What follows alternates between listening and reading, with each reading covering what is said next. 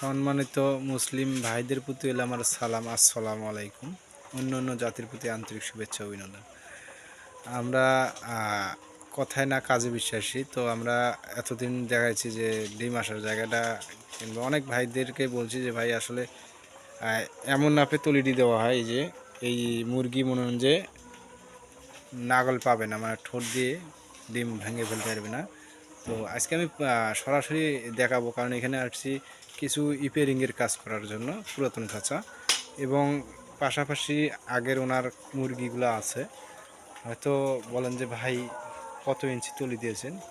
এই দেখেন আমরা যত বড় ইঞ্চি তলি দিয়েছি, এই তলির মধ্যে আপনাদের কোনো প্রকারের ডিম অনেক একটু দূরত্ব থাকে আর কি। মনে হয় যে লোহার খাঁচার থেকে এই খাঁচাটার একটু তলির দূরত্ব থাকে।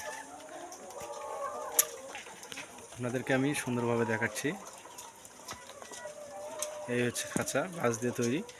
এই উপরে পানির পাইপ, নিচে কিন্তু খাদ্যের পাইপ দিয়েছেন।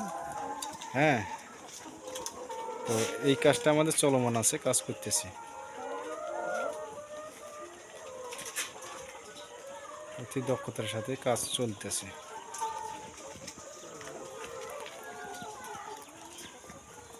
এটি হচ্ছে পিরামিড খাঁচা। তো যে যেখানে আছেন ভালো থাকবেন, সুস্থ থাকবেন। আজকে এই পর্যন্ত, পরবর্তী ভিডিওতে আবারও দেখা হবে। আসসালামু আলাইকুম।